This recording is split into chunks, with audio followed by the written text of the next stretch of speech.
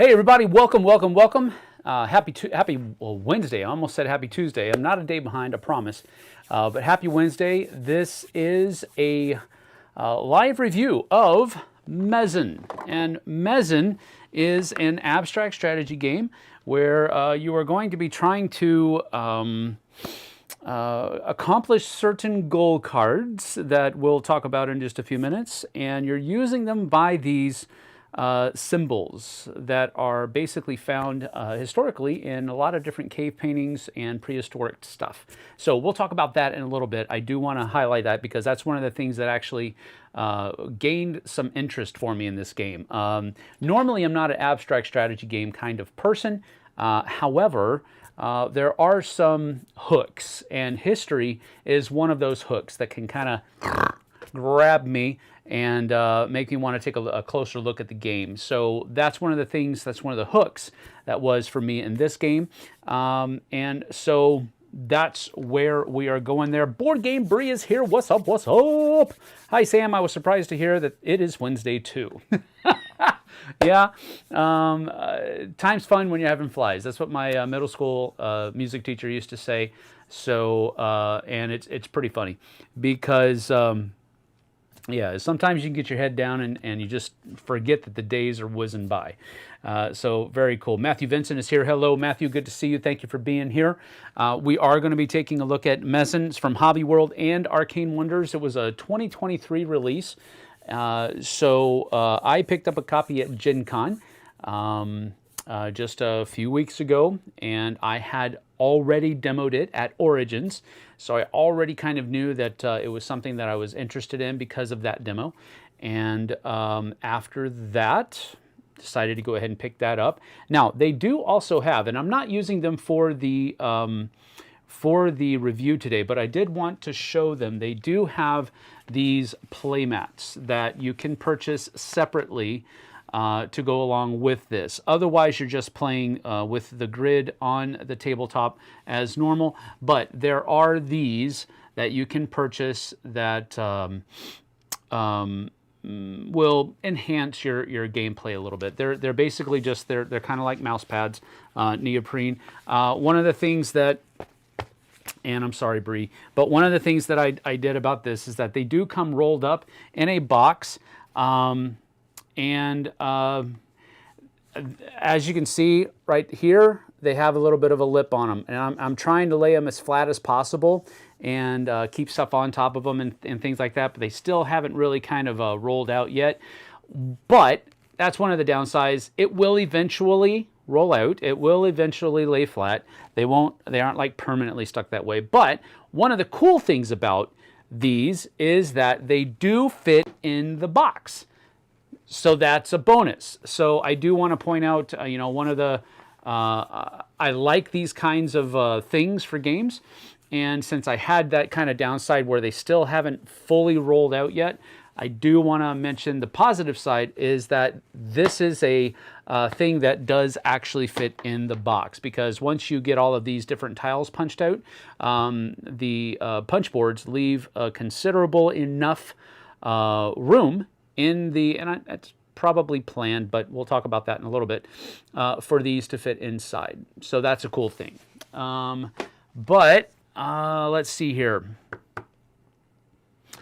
Let's get to the history. And the history is actually in the rule book. That's another cool thing I like about the game. I like when, you know, it's one thing to build a game on historical premises, or premises, I guess would be the right way to put it. But then not included in the rule book, that's kind of an unfortunate occurrence. But when you include it in the rule book, albeit it is in the back, it is a cool thing. So basically the history of Mezen painting, which is what all of these are kind of centered around, is a style of painting originating in the village of Palachile, or Palachelier, I don't know how to pronounce it, but on the riverside of Mezen, hence its second name, Palachelskaya, Russian, dude, hard.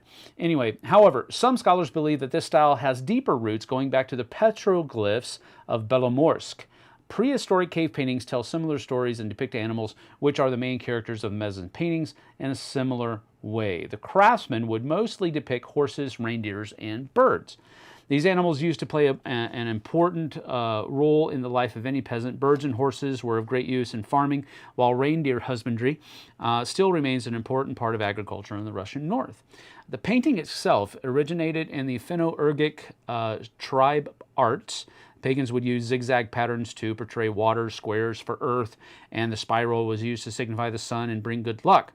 Only 2 colors, this is interesting too, because it's a very stark production using mostly reds and blacks on a white background. And that's another thing that kind of piqued my interest in it. But only 2 colors would be used to apply this style of painting, black and red. This is due to the harsh climate and long winters of the Archangelisk Governorate. The black color would come from soot, and the red from local clay. The painting was applied with wooden sticks, feathers of the capercaillie, or the black grouse, and brushes made of hair for intricate details. At the end, the finished painting would be glossed with drying oil, a film of plant oils, and resin. Craft is kept alive thanks to the descendants of the ancient masters from the Fedotov and Fatyanov dynasties. They brought the painting style back when it had almost completely been forgotten during the war, and kept the craft alive by teaching it to a new generation of craftsmen. And then, of course, there's also meanings of symbols and all of that good stuff as well. So I spend time on all of that because that was one of the major hooks for me. The northern lifestyle, the idea of craftsmen being creative, those are all cool things to me. So that's kind of what we're talking about here. English release coming from Arcane Wonders towards the end of the year. There you have it.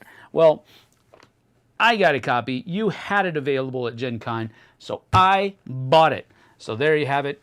English release coming, Arcane Wonders toward the end of the year. Thank you, Board Game Brief, for keeping me on point. I appreciate it.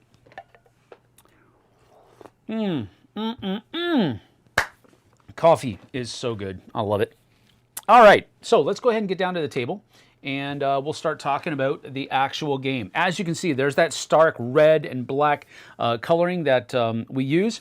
Here's the first player token, which is a reindeer, so that's fitting. I love it. So this is the first player token. Everybody else starts with a shape of tiles. And so you have hexagons. Is that hexagons? 1, 2, 3, 4, 5, 6, 7, 8. Yeah, I guess so. So you have hexagons over here, and then I have squares over here. There are also circles, and there are two other, because it's a 5-player game, 2 other kind of weird shapes that they look very similar to me, but they aren't. But anyway, that's neither here nor there. You have basically 5 different sets of 25 tiles in 5 different shapes, and each player takes their own shape. What you'll do to set up the game is all of these will be flipped over to their black side, and then you'll shuffle them up, and then you'll randomly place them out in a 5x5 grid to start the game with. And then you're going to pick a symbol. On the bottom of these cards, I have chosen for this demo the moon symbol. And then you pick out 12 of those. Then you shuffle them up, and you only use 10.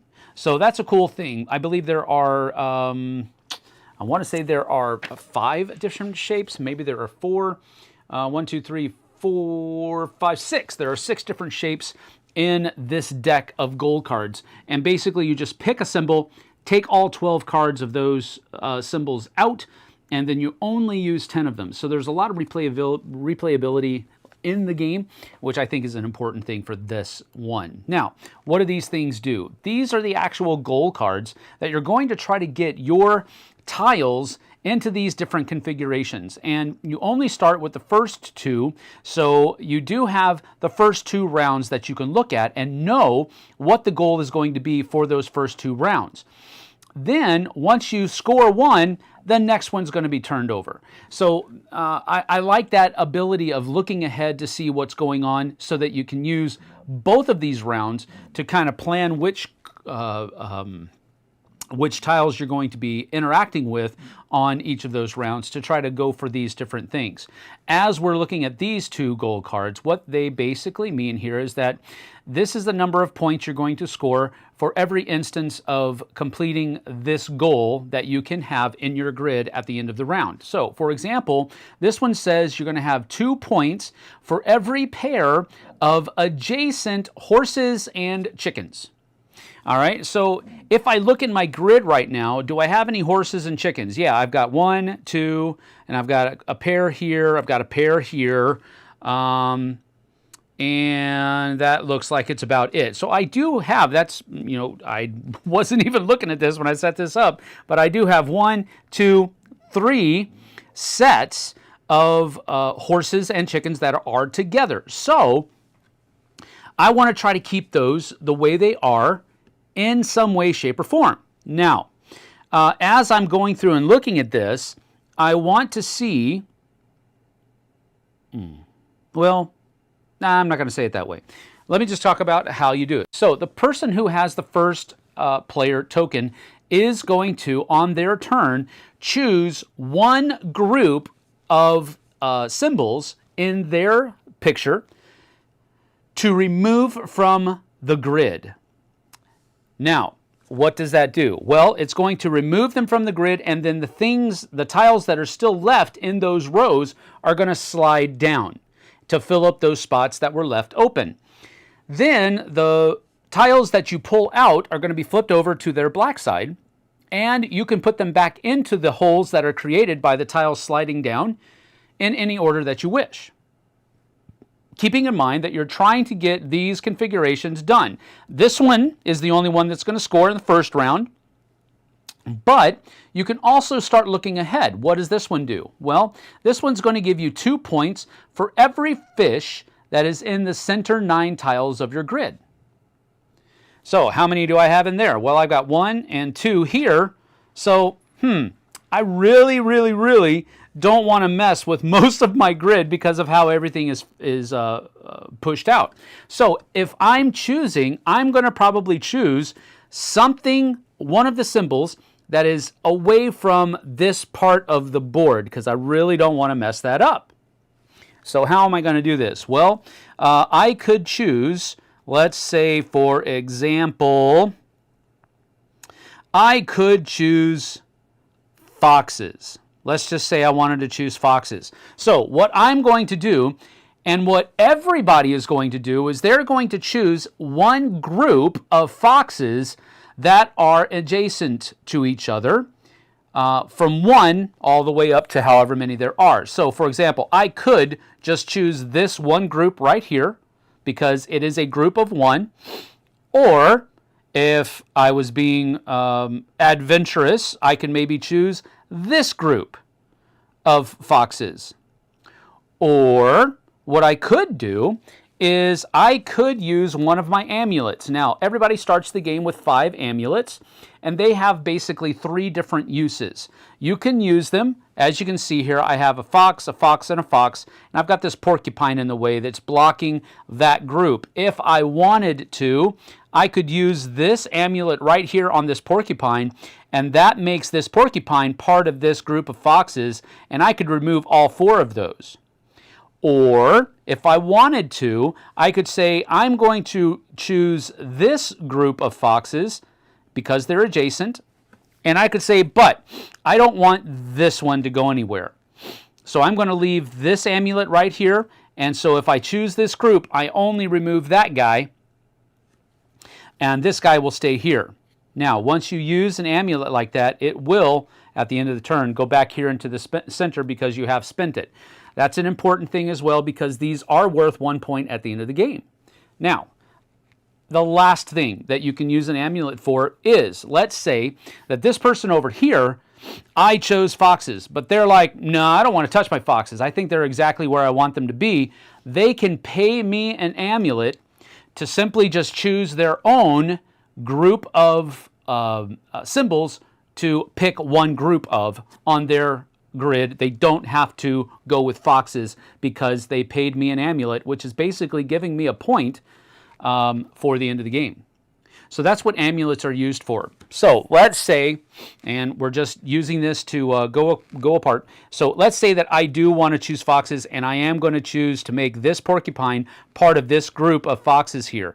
What that will do is it will remove these foxes and that porcupine from the board. That spent amulet goes out here, and then these are flipped over to their black side, which is kind of important, and we'll talk about that why in just a few minutes.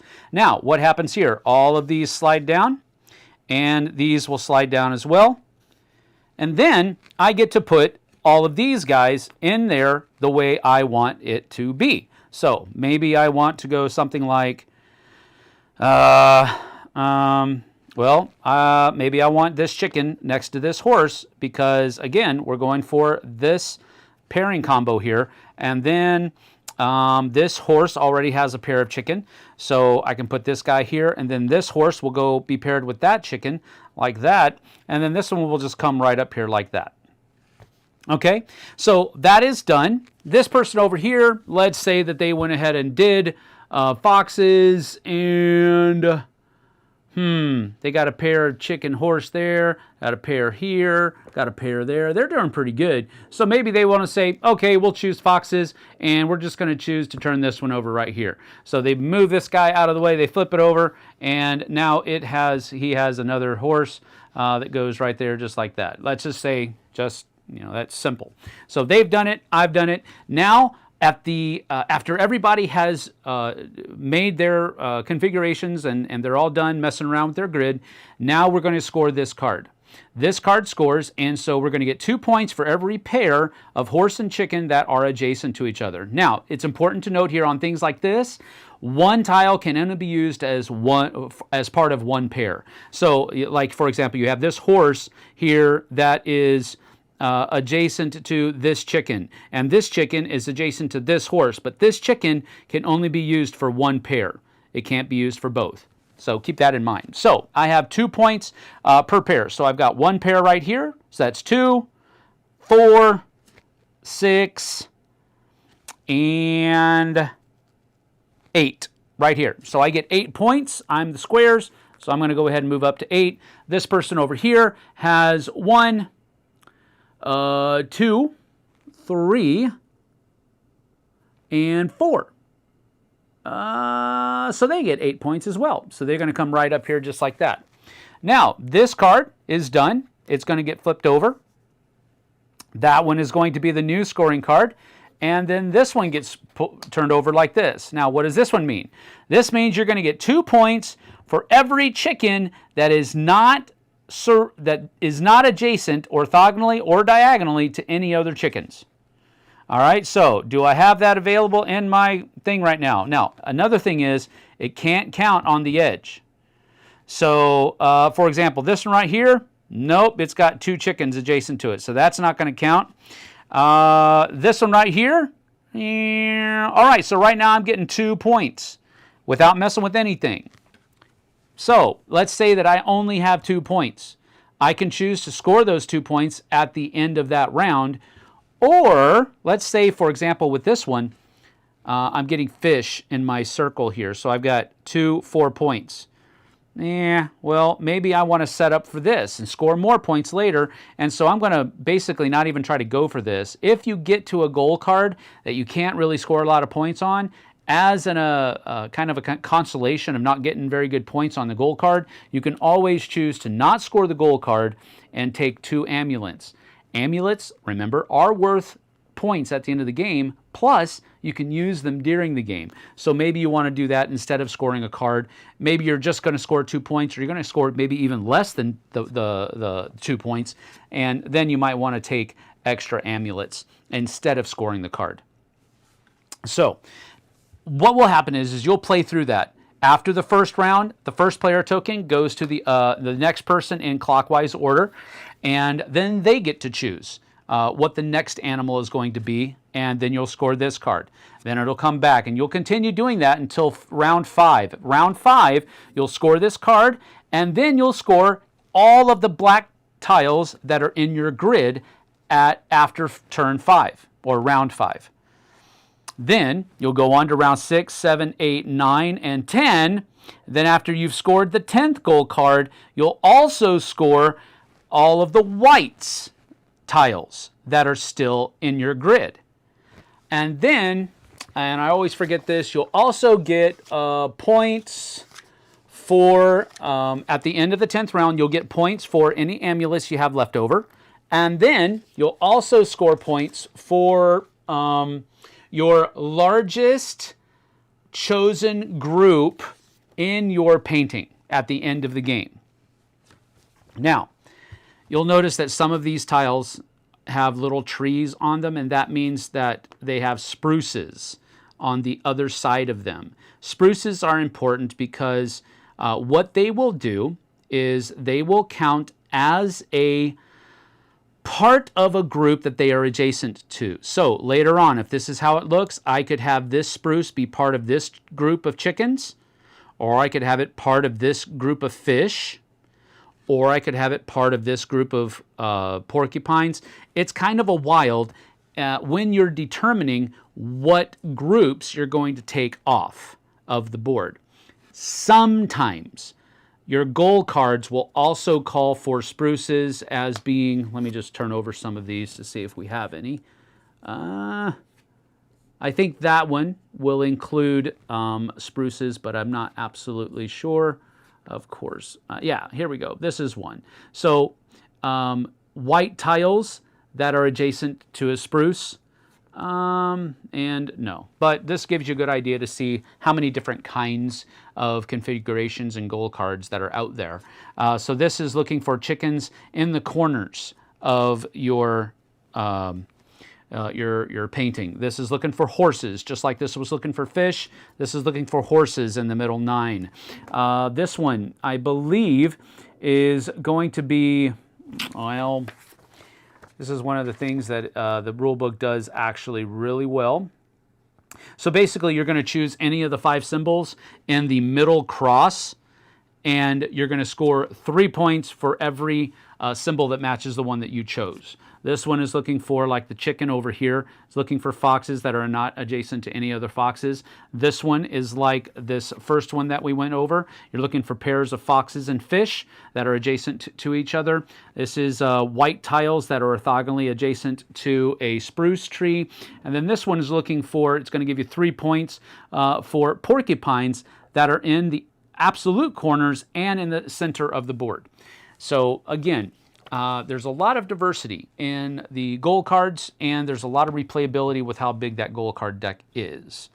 And that's, generally speaking, how you do it. After 10 rounds, whoever has the most points is the winner. I'll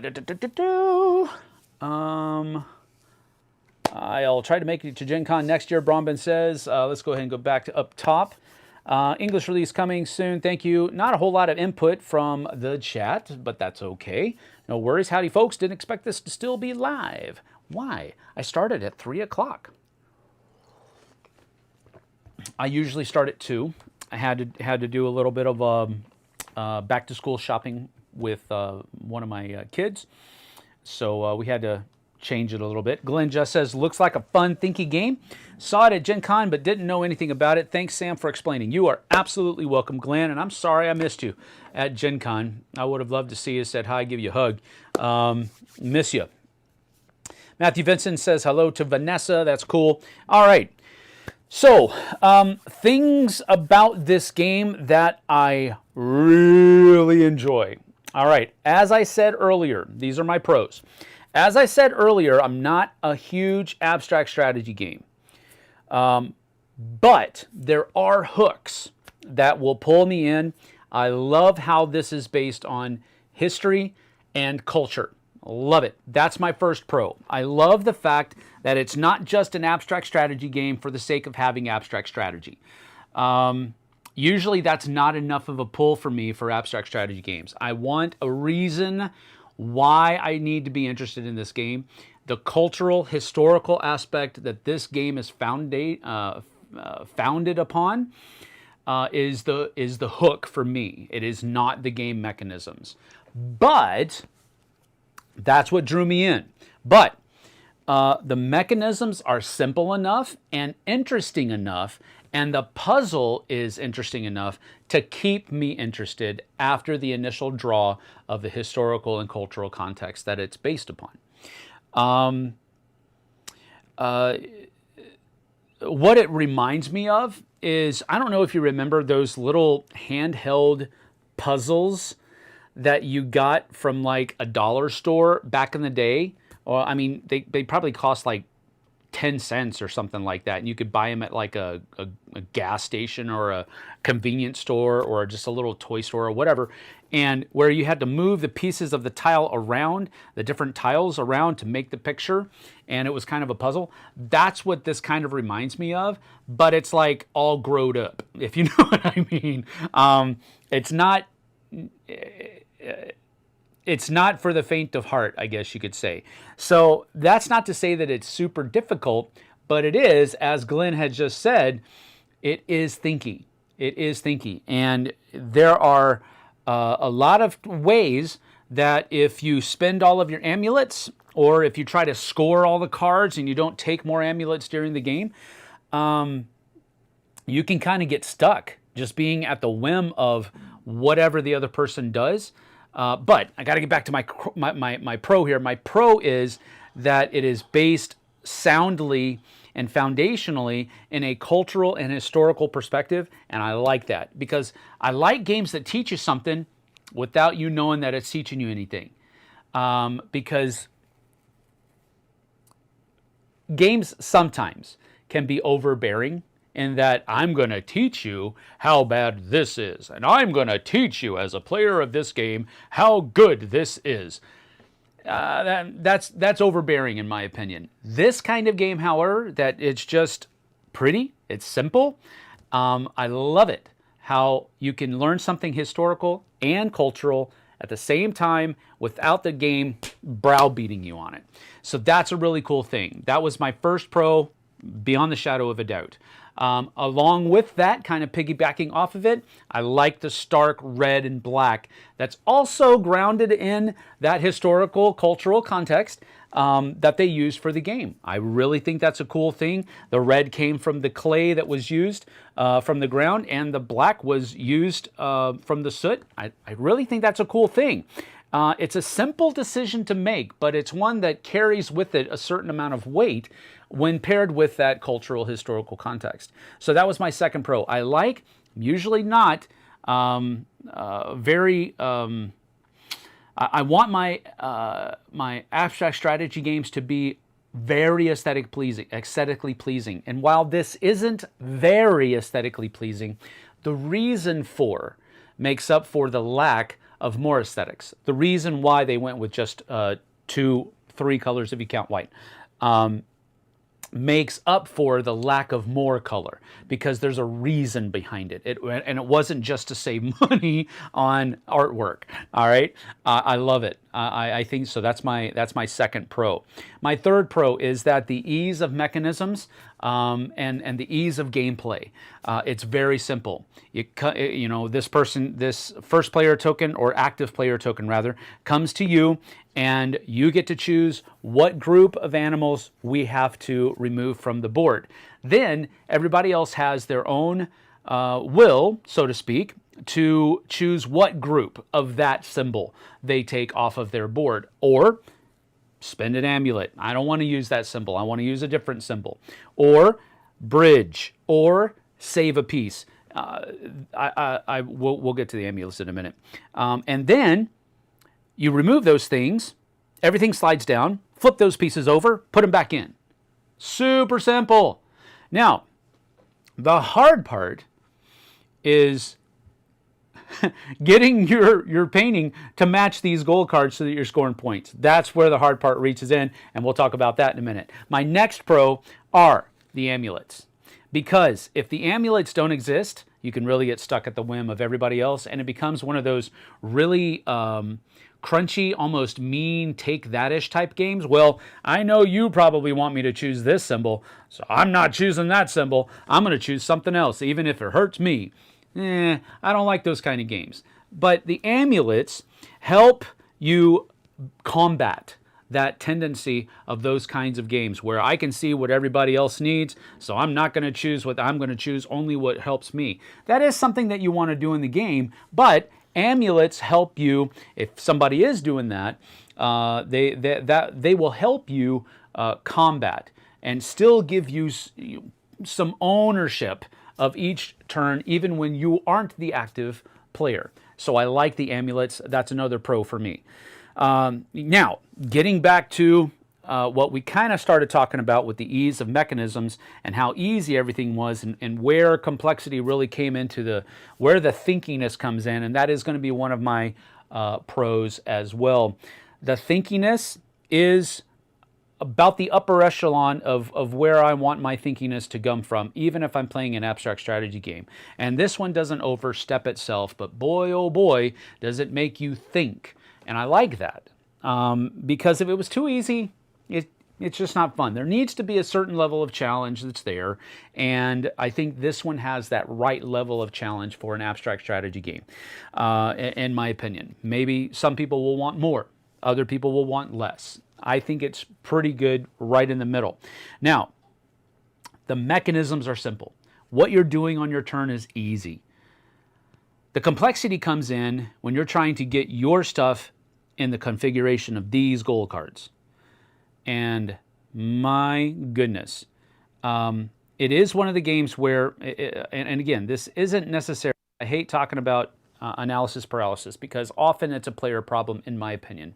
It's not a game problem. People have to know how to make a decision. And if you don't know how to make a decision, you're indecisive. Indecisiveness leads to analysis paralysis. That's a player problem, in my opinion. It's not a game problem. Will you have games that will push people towards that end? Yeah, but so does life. If you get caught up and can't make a decision, you're in trouble. And that's just, I think, highlighted by certain games. But it's not a game problem. It's a person problem. That person needs to be more decisive. Even you can go the wrong direction and say, I'm going to make a decision even if it's the wrong one. No, you don't want to do that. But at some point, you got to make a choice. This game does that. It makes you make a choice. You might find out, well, that probably wasn't the best choice. Learn and grow. Learn and grow. You'll get better at the game later on. But right now, play the game. Make a decision. This is what I like about the game. It's easy mechanisms, but it forces you to make decisions. And you'll have 4 other people staring at you going, hey, buddy, come on, make a decision. So just don't get mad. Don't get mad. Just learn your lesson, make a decision, move on. It's just a game. You don't have to win all the time. I know it's cool to win, but anyway, that's a pro for me. It makes you think. It makes you make decisions, and you can learn from those poor decisions if they come along. That's another pro. So I think that's about 5 pros for the game. I really do enjoy that. I also enjoy, this is another pro, I also enjoyed the mid-game scoring and the end-game scoring, where you're scoring for all of the black tiles halfway through the game, and then you're scoring for all of the white tiles that are in your painting at the end of the game. I really enjoy that because it's kind of a built-in catch-up mechanism. If you're not doing well on this, they're going to probably be ahead of you. But if you can just simply, hey, make sure my entire grid is turned over to their black side of the tiles, then I'm going to score 25 points and I'm catching up. Ha! I like that. It's built in. And it doesn't feel like, it doesn't feel like a welfare system. It feels like, well, I may not be doing good on these, but I'm definitely going to do good on that mid-game scoring and that in-game scoring. So I like stuff like that. All right, so that is pretty much all of my pros. In case you haven't noticed, I really enjoyed this game. The times that I've taught it, the times that I've played it, I've really enjoyed it, and other people have enjoyed it as well. People had struggled with kind of latching on to the idea of the game and what it's trying to do. That's always going to happen. But I really people enjoyed the game, and I love being part of that. I love when I see that a game that I'm teaching people are enjoying, I love that. And that's exactly what I ran into every time I taught the game. So there's that. I do have a con, though. And the con has nothing to do with the game. Has everything to do with the box, and specifically the insert for the box. Now, I'm going to go back down to the table so that you guys can see this for a minute. And now, I was going to try to reach out and talk to, but I forgot. So, Board Game Bree is here, and she is the marketing director for Arcane Wonders. And so I'm glad that she's here because she can see what I'm about to say, and then she can provide us, hopefully, maybe, possibly, with an answer on why. All right, so I'm getting it ready. I'm almost done. Just hold on. All right, one of the coolest things, I'm going to kind of mess up everything else so that you guys can see what's going on here. Let me move this a little bit. All right, here we go. There we go. All right, here we go. Ready? Bing. Learn and grow. Sam Healy. That's right. Robert Geislinger's here. Uh-oh. So does life.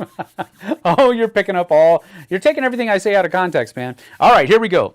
I was going to reach out because I noticed this the first night. I bought this, I want to say Friday at Gen Con. And I immediately took it up to the JW Marriott after the hall was closed and taught some people how to play it. It was an engine. Robert knows what I'm going to say.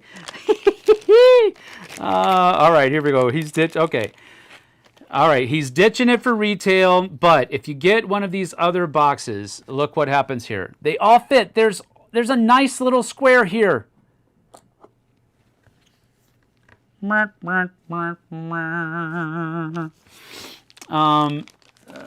So what I have to do for this insert is I have these bags, and I just basically 5 of the things just don't fit. It was an engineering problem, he said. But here's the thing, I guess, maybe, and honestly, that's what I originally thought. This had to be something with the factory where maybe the punch boards were a little bit thicker than they were supposed to be or something like that. But they got it to where all but 5 will fit in that nice little perfectly shaped alcove. And I was like, oh, man. But anyway, that's my one con. But as you can see, Mr. Geislinger and Miss Board Game Bree, they are changing the insert. So that, in effect, negates my one con with the game. I like everything else that has to go about, you know, that we've already talked about. So bags so you can choose to toss it. Yes, I know. But this is so nice. I love this insert. It's so cool because everything fits in its own little alcove, and this little thing fits right here, and the cards fit right up here. I was like, yes, awesome. And then this bag that has all of the amulets fits right in here. Woohoo! Everything fits. But nope, it doesn't. I was so excited, and so I'm glad to hear that you are. Well, changing the insert. The box. The insert. No! Say it isn't so. Going to check BGG to look at creative picks for solutions. All right. Here's what Robert says if you're not reading the chat. It was an engineering problem with the factory and Hobby World. We are ditching the insert for the retail. It was caught too late to fix for the Gen Con copies, which is why we had them, the bags, so that you can choose to toss it. Game originally had a cardboard insert and bags. Factory moved to that and didn't test properly and told us it all fit, which I totally get it. I totally get it because I understand how that is. You have to, sometimes you have to basically just take the take the factory at their word, even though you don't want to. But sometimes you do have to do that. So I totally get it. How will the retail be different than this copy besides the insert? Glenn asks. Robert and Bree, can you respond to that? I hope there isn't a whole lot of changes. I actually like the component quality. It is just cardboard. It is just paper products, but they're all good. I think they're great. Board Game Bree says that's the only change. All right. So the retail copy is not going to have this plastic insert, I guess. Are you changing the insert, or are you are you fixing it, or are you just ditching it and going with plastic bags? Because I really liked the insert, and if the box were just a little bit deeper, which might be a problem, I don't know.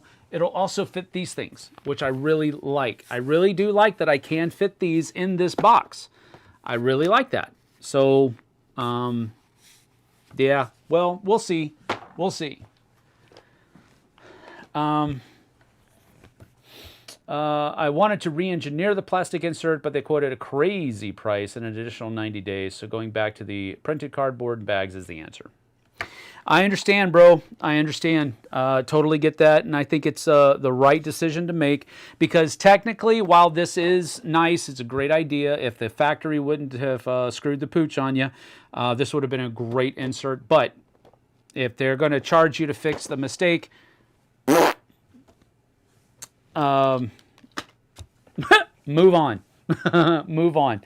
That's a good decision to make. Good job. That's my review of Mezen. I think it's great. It's going to get 2 thumbs way up. I really enjoyed it. It's a great game. It's fun abstract. It's got a lot of thinky meat to it, but you can play it super easy, and it's an easy teach as well. It doesn't take long to teach it at all. You really just have to talk about how you're going to remove tiles and how the amulets work. And you have to I usually don't even, I wait until the goal cards are revealed to talk about them, because you don't really need to know that information until you can see what it's asking you to do. But I think this is a great game. I'm giving it 2 thumbs up. I think if you enjoy abstract strategy, if you enjoy kind of a spatial organization, and that kind of stuff, I think this is a slam dunk home run for you. So take that for what it is worth. Changing the box was even more insane of a price change. Yep, I understand. I get you. I get you. Whoa, mats. Assume those aren't in the retail. They probably are not. What I would say, though, I mentioned this earlier. I think that was before Robert got here. Maybe Bree can just talk to Robert about it. But I would look into seeing if there is a box size that you can lay these flat inside the box, because I am still having trouble with the curl edges. So I don't know if you've thought about that, or if you've heard any feedback about that. I would maybe see if you could do that, because the box that I bought these in weren't too much bigger, or smaller rather, than these things are rolled out. I do still have the box. I don't know where I put it, though. Crap. Anyway, that is something that I would bring up. But since that's not part of the actual game, this is like an extra add-on type thing. Didn't include it as part of my review, but I did want to show that they are available. They are sold separately. Yes, they are. Mats are a separate add-on. Otherwise, the game wouldn't be able to be $40. Totally understand that. I already threw that fit. It was too late, too. Understood, Robert. Understood. But here's the thing. They're still nice. And they will eventually lay flat, because they are able to be stored flat in this. So... again, that's not part of the review, in my opinion. That's just, if you want to buy those, you can get them. There are ways to make them flat later on. Don't worry about it. I soaked mine in water and laid them to dry, and they flattened right out perfectly. Soak them in water. I will do that. Very good. As they are already printed and in boxes and packed. Yep, understood, guy. No worries, no worries. But this is an incredibly positive review. I think it's a great game, and I hope more people are drawn to it in the future. But that's about it for me. I'm going to get on out of here. Thank you for joining me. Thank you, Robert. Thank you, Bree, for being here as well and answering those questions for us. It adds to the quality of the review, and I appreciate you for doing that. I want to say that we do have a new August giveaway. you can go check out that video on the channel. It got posted this morning, and it is a humdinger of a giveaway. No less than 3 games in there. Go check that out. And we also have, I think I got the insert, the custom insert this morning. So on Saturday, we'll be able to show those to you when Jess and I do our live Q&A on Saturday morning like normal. So we'll show you what the insert looks like that comes in one of those games. You have to go watch the video to see what game it is. But Printed Meeple is sponsoring that giveaway, so go check that out if you would. And then all of the instructions for joining the giveaway, what you have to do, the hoops you have to jump through, is all in that video. So check that out. Anyway, I'm out of here. Thanks for joining me. We'll see you guys and gals on the flip side. Take care.